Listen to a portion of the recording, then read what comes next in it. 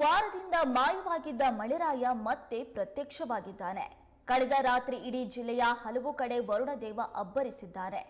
ಶಿವಮೊಗ್ಗ ನಗರದಲ್ಲೂ ಕೂಡ ರಾತ್ರಿ ಭಾರೀ ಮಳೆ ಸುರಿಯಿತು.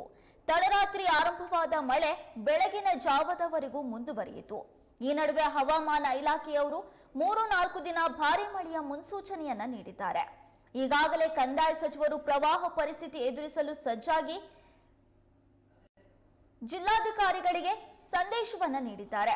ಈಗಾಗಲೇ ರಾಜ್ಯದ ಬಹುತೇಕ ಡ್ಯಾಂಗಳು ಭರ್ತಿಯಾಗಿದ್ದು, ಮುಂಬರುವ ದಿನಗಳಲ್ಲಿ ಮಳೆಯ ಆರ್ಭಟ ಜಾಸ್ತಿ ಆದರೆ ಪ್ರವಾಹ ಪರಿಸ್ಥಿತಿ ಉದ್ಭವಿಸಲಿದೆ.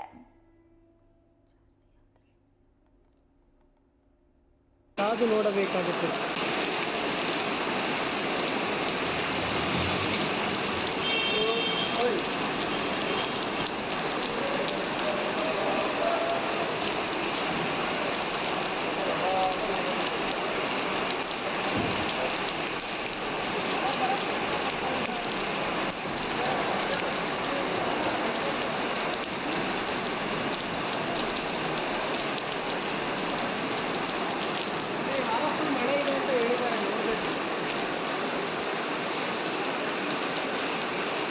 ಕಾದು ನೋಡಬೇಕಾಗುತ್ತದೆ.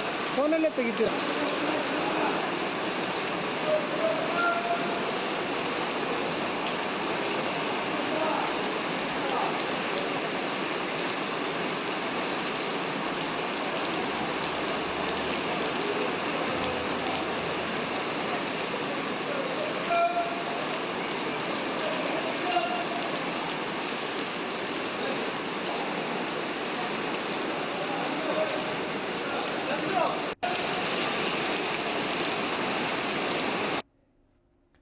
ಕಳೆದ ಕೆಲವು ದಿನಗಳಿಂದ ಮಲೆನಾಡಿನಲ್ಲಿ ಮಾಯವಾಗಿದ್ದ ಮಳೆರಾಯ ಮತ್ತೆ ತನ್ನ ಆರ್ಭಟವನ್ನ ಮುಂದುವರಿಸಿದ್ದಾನೆ. ರಾತ್ರಿ ಇಡೀ ಜಿಲ್ಲೆಯ ಹಲವಾರು ಕಡೆ ವರುಣದೇವ ಅಬ್ಬರಿಸಿದ್ದಾನೆ. ಶಿವಮೊಗ್ಗ ನಗರದಲ್ಲೂ ಕೂಡ ರಾತ್ರಿ ಭಾರೀ ಮಳೆ ಸುರಿದಿದೆ.